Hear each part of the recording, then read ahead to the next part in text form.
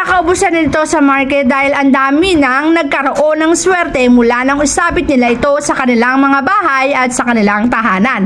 Simula na nagkaroon sila nito ay nabago na ang takbo ng kanilang mga pamumuhay. Sa trabaho, kapag sinabit mo to sa pintuan ng trabaho mo, mararamdaman mo ang promotion success sa trabaho.